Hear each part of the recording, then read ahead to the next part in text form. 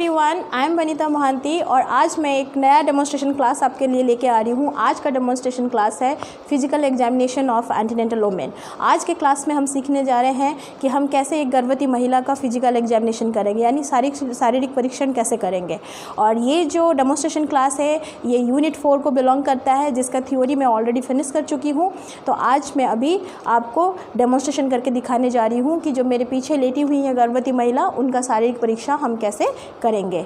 तो ये जो डेमोन्स्ट्रेशन क्लास है ये मैं जो चेकलिस्ट फॉलो कर रही हूँ वो SBA गाइडलाइन के 1.2 नंबर चेकलिस्ट है, और जिसको आप एक बार जाके घर में प्रैक्टिस ज़रूर कर सकते हैं। तो आज का क्लास शुरू करने से पहले मैं आप सबको बता देना चाहती हूँ जो चेकलिस्ट हम फॉलो कर रहे हैं उसमें सबसे पहला स्टेप है कि पहले जनरल असेसमेंट ऑफ मदर करना है, जिसमें हम जनरल वेलबींग मदर का चेक करते हैं। और इस जनरल वेलबींग में हम मदर का पैलर चेक करते हैं और जॉन्डिस चेक करते हैं। इसके बाद हमें मदर के वाइटल्स चेक करने रहते हैं। मदर के वाइटल्स अब जानते हैं वाइटल साइंस क्या है और वाइटल साइंस में कौन से पैरामीटर आते हैं। तो हमें यहाँ पे भी माँ का ब्लड प्रेशर चेक करना है, पल्स चेक करना है, रेस्पिरेशन चेक करना है। इतना असेसमेंट करने के बाद आपको नेक्स्ट मदर का इडिमा चेक करना है, यानी माँ को किसी प्रकार का सूजन है या नहीं, ये आपको चेक करना है। इडिमा चेक करने के बाद फिर आपको मदर का ब्रेस्ट एग्जामिनेशन करना पड़ता है, यानी जिसमें हम चेक करते हैं कि माँ को कोई ब्रेस्ट रिलेटेड कोई परेशानी है या नहीं। ब्रेस्ट एग्जामिनेशन के अलावा एक और इम्पॉर्टेंट चीज़ है एंटीनेंटल मदर में वेट रिकॉर्डिंग। वेट बहुत इंपॉर्टेंट है एंटीनेंटल मदर का वेट रिकॉर्डिंग करना। और ये क्यों इम्पॉर्टेंट है ये मैंने थ्योरी में कंप्लीट किया था, फिर भी मैं दोबारा दोहरा देना चाहती हूँ कि मिनिमम प्रेगनेंसी में फर्स्ट ट्राइमेस्टर से लेके लास्ट ट्राइमेस्टर तक मिनिमम एक महिला को 11 kg वेट गेन करना चाहिए। तो ये बहुत मायने रखता है चेक करना कि माँ सही से वेट गेन कर रही है या नहीं। अगर मदर का प्रॉपर वेट गेन होता है तो इससे हमें समझ में आता है कि बच्चे का ग्रोथ अच्छा हो रहा है। या मदर अगर ज़्यादा वेट गेन करती है तो इससे भी हमें पता चल जाता है कि कोई ना कोई परेशानी है। तो इसीलिए वेट रिकॉर्डिंग करना बहुत ही इम्पोर्टेंट है। तो आइए चलिए अब देखते हैं हम कैसे फिजिकल एग्जामिनेशन माँ का करेंगे। तो जैसा कि आप सभी लोग देख रहे हैं कि ये गर्भवती महिला हैं और इनका मैं फ़िज़िकल असेसमेंट करने जा रही हूँ। तो फिज़िकल असेसमेंट करने से पहले आप ध्यान रखिएगा कि सबसे पहले आपके हाथ साफ़ रहने चाहिए, आपको प्रॉपर्ली हैंड वॉश करके आना चाहिए। देखिए अभी तो वैसे भी कोरोना वायरस का टाइम है, तो इसमें तो हैंड वॉश बहुत प्रिवेंटिव मेजर है। ऐसे भी अगर आप कोई भी असेसमेंट करते हैं तो हैंड वॉश आपकी फ़र्स्ट रिस्पॉन्सिबिलिटी है, वो आपको करके आना चाहिए। जैसे कि आप हम देख रहे हैं मैं ऑलरेडी हैंड वॉश करके आई हूँ। और फिज़िकल एग्जामिनेशन में जितने भी उपकरण के यूज़ होने वाले हैं वो सारा ट्रे मैं पहले से रेडी करके रख चुकी हूँ। तो अब मैं आपको दिखाने जा रही हूँ सबसे पहला चीज़ क्या कि जनरल असेसमेंट जो मदर का हम करेंगे वो क्या है। तो देखिए जनरल असेसमेंट में पहला स्टेप होता है कि हम मदर का वेलबींग चेक करते हैं। देखिए यहाँ पे जो महिला लेटी हुई हैं आप देख रहे हैं, इनको देखिए ये कहीं से आपको बीमार नहीं नज़र आ रही हैं, ये एकदम फ्रेश लुक इनका है। इसका मतलब जो हम पहले वेलबींग चेक करते हैं उसमें देखते हैं कि माँ का लुक कैसा है, यानी माँ स्वस्थ दिख रही है या बीमार दिख रही है। आप अच्छे से जानते हैं कि बीमार इंसान का फेशियल अपीयरेंस क्या रहता है और एक स्वस्थ इंसान का फेशियल अपीयरेंस क्या रहता है। तो यहाँ पे देखिए ये जो महिला देख रहे हैं ये हमको फेशियल अपीयरेंस से ये एकदम स्वस्थ दिख रही हैं। इसका मतलब है कि मदर जो है वो वेलबींग उसका अच्छा है, गुड है जनरल असेसमेंट में। इसके बाद का नेक्स्ट स्टेप है कि हमें पैलर असेसमेंट करना है। तो पैलर हम कैसे असेसमेंट करेंगे, देखिए आप अपने फिंगर की मदद से माँ को बोल सकते हैं, माँ का आँख ऐसे देख सकते हैं। यहाँ देखिए जब हम कंजक्टिवा देखते हैं ये आपका ब्राइट पिंक दिखना चाहिए। जैसे कि हम देख रहे हैं, देखिए इनका जो है पिंक दिख रहा है लेकिन ये ब्राइट पिंक नहीं है। तो इससे हम जान सकते हैं कि मदर को ब्लड की कमी है, यानी माँ को खून की कमी है, यानी उसका हेमोग्लोबिन जो है वो 11 ग्राम से डेफिनेटली कम होगा। एक पैलर हम यहाँ चेक कर सकते हैं। दूसरा है इनके लिप्स पे देख सकते हैं, लिप्स पे हमको बहुत कुछ ज़्यादा पता नहीं चल रहा है। हम बोल सकते हैं गरिमा आप अपना जीभ निकालिए। तो देखिए हम इनका जीभ भी देख रहे हैं, यहाँ पे भी पिंक दिखना चाहिए लेकिन यहाँ पे भी हमको कुछ वाइटनेस दिख रहा है। तो इसका मतलब है कि इनको खून की कमी है।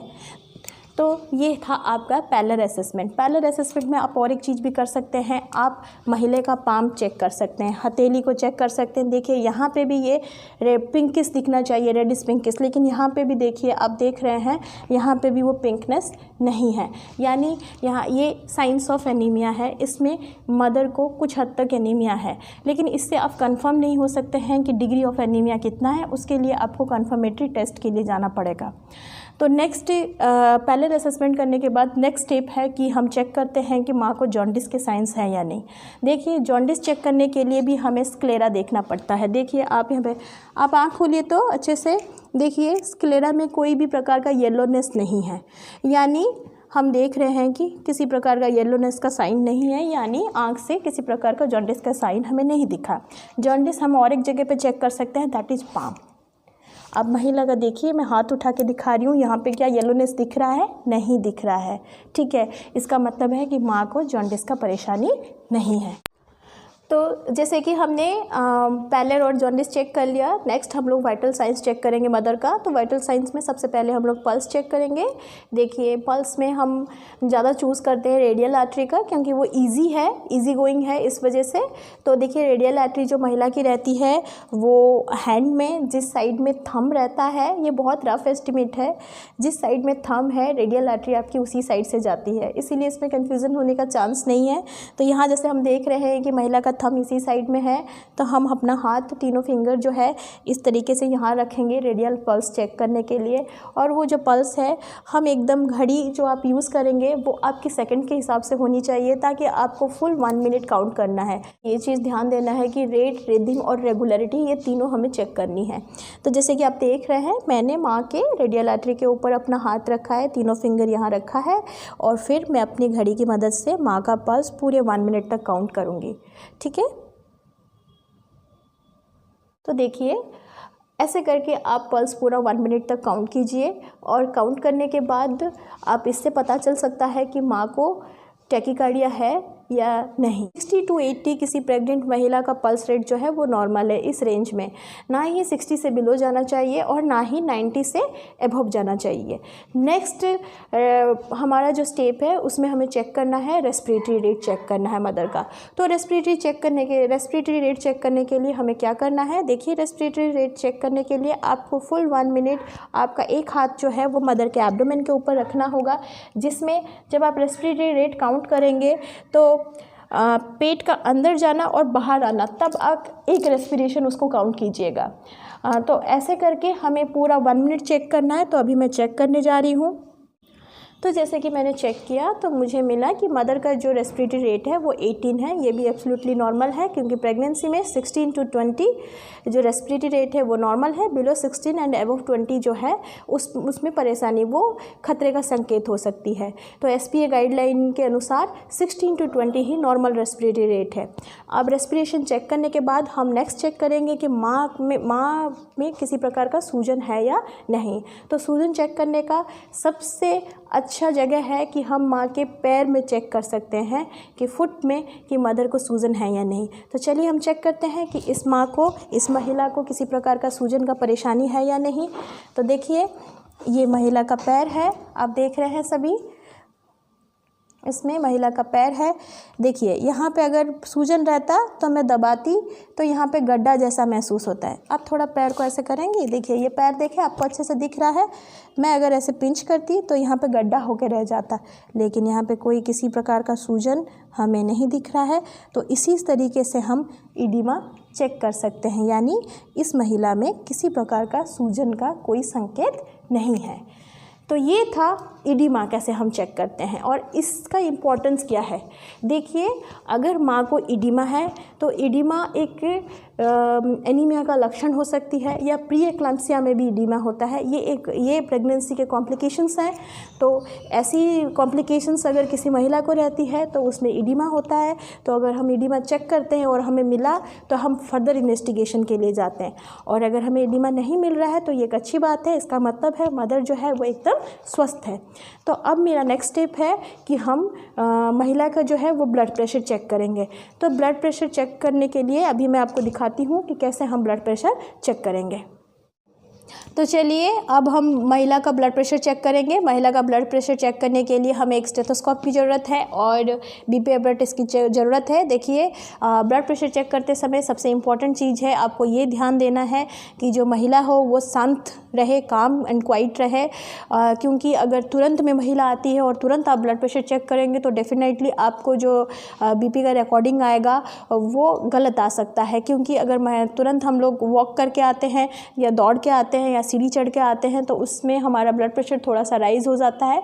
इसीलिए महिला को पहले शांत रखना या रिलैक्स रहने के लिए बोलना बहुत ज़रूरी है। वो रिलैक्स जब हो जाती है तभी हमें ब्लड प्रेशर चेक करना चाहिए। तो जैसे कि मैंने बहुत सारा अभी असेसमेंट इनका कर लिया है और महिला जो है एकदम रिलैक्स है और रेस्ट में है, तो अभी जो मैं ब्लड प्रेशर चेक करूँगी इसमें मुझे करेक्ट फाइंडिंग मिलेगी। तो ब्लड प्रेशर चेक करने के लिए देखिए यहाँ पे मेरे पास स्पिग्मोमैनोमीटर है। तो इसमें इंपॉर्टेंट चीज़ क्या है, आपको ये चेक करना है कि पहले मशीन जो है ये ऑन या ऑफ़ है। तो मशीन मैंने ऑन कर दिया है और इसके बाद जो कफ है इसको पहले मैं इसमें अटैच करूँगी।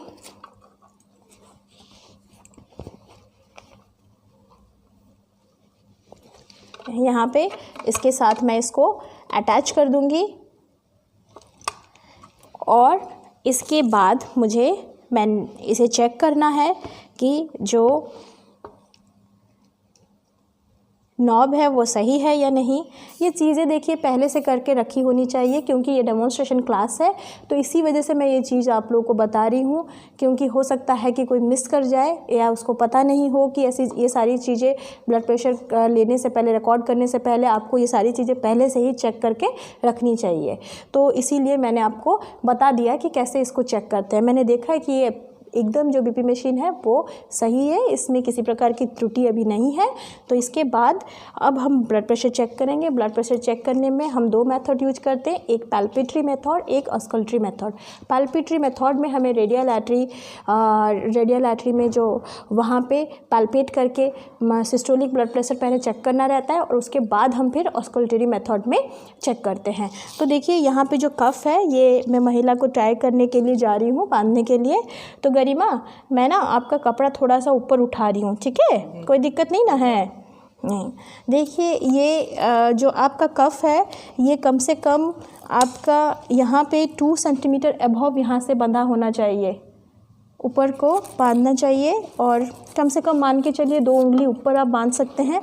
और ये जो कफ है ये आपका 1 फिंगर लूज होना चाहिए। देखिए मैंने यहाँ पे 1 फिंगर लूज बांधा है। और जो बीपी अपैरेटस है ये किसी भी पर्सन के चेस्ट लेवल में रहना चाहिए, तो यहाँ पे ये चीज़ भी है। तो अगर आप इतना करके रखते हैं तो इसका मतलब है अब आप जो बीपी रिकॉर्ड करने जा रहे हैं वो एकदम आपका सही आएगा। गरिमा, मैं आपका वॉच खोल सकती हूँ थोड़ी देर के लिए? ठीक है, थैंक यू। तो देखिए, तो अब मैं पैल्पेटरी मेथड में सबसे पहले चेक करूँगी।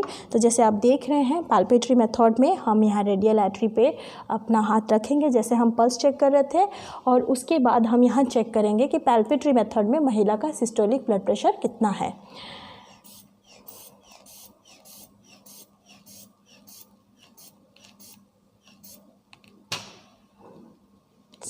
सॉरी,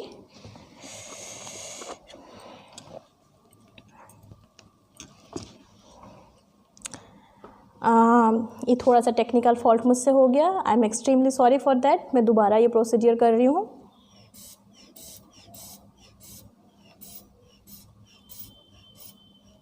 देखिए मुझे पैल्पेटरी मेथड में इनका ब्लड प्रेशर जो है वो 120 मिला। तो यहाँ से हम मैक्सिमम 20 to 30 mmHg ही ऊपर जो पारा है उसको इंक्रीज़ करेंगे, उससे ज़्यादा नहीं।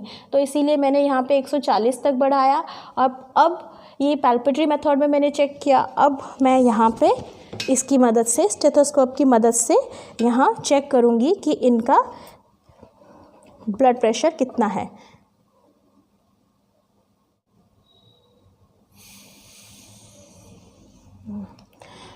तो गरिमा, आपका जो ब्लड प्रेशर है वो 120/78 है, वो एकदम नॉर्मल है, आपको किसी प्रकार का परेशानी नहीं है, बीपी एकदम सही है।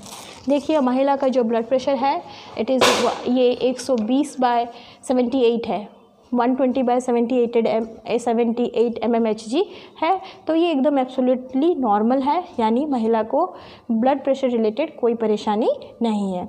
तो ये था ब्लड प्रेशर के बारे में। और इसके बाद हम चेक करेंगे कि जो महिला है उसका ब्रेस्ट एग्जामिनेशन करना है। नेक्स्ट स्टेप हमारा ब्रेस्ट एग्जामिनेशन रहता है। देखिए ब्रेस्ट एग्जामिनेशन क्योंकि ये डेमोन्स्ट्रेशन क्लास है, मैं आपको कह देना चाहती हूँ यहाँ पे हम प्राइवेसी को ध्यान रखते हुए ये चीज़ हम करके नहीं दिखा पा रहे हैं, जिसके लिए आई एम एक्सट्रीमली सॉरी। लेकिन मैं आपको ये बता देती हूँ कि ब्रेस्ट एग्जामिनेशन से पहले महिला का कंसर्न लेना बहुत ज़रूरी है। अगर महिला कंफर्टेबल नहीं है तो आप ये नहीं करेंगे, और अगर महिला आपकी इसकी इजाज़त देती है तो आप इस एग्जामिनेशन को कंडक्ट कर सकते हैं। तो गरिमा, क्या आप चाहती हैं कि हम थोड़ा सा ब्रेस्ट एग्जामिनेशन करके देखें? नहीं मैडम। तो जैसे देखिए, महिला यहाँ पे कंसर्न नहीं है तो इसलिए हम इस एग्जामिनेशन को नहीं कर रहे हैं। लेकिन अगर आप ये एग्ज़ामिनेशन जानना चाहते हैं कि इसको किस तरीके से किया जाता है तो इस चीज़ को मैं बता रही हूँ। इस पे आप महिला के जो हाथ है इसको आप यहाँ पे, मैं थोड़ा सा गरिमा ऊपर उठिए तो हाथ को इधर इधर इधर, हाँ ऐसे, जिस साइड का आपको एग्ज़ामिनेशन करना है आपको हैंड ऐसे रखना है और फिर आप एक्सपोज करके उस एरिया को आप अच्छे से चेक कर सकते हैं। और ब्रेस्ट एग्जामिनेशन में हम चेक करते हैं कि निप्पल इन्वर्टेड है या नहीं, या निप्पल में कोई परेशानी, क्रैक्ड निप्पल वगैरह ऐसा कोई परेशानी तो नहीं है।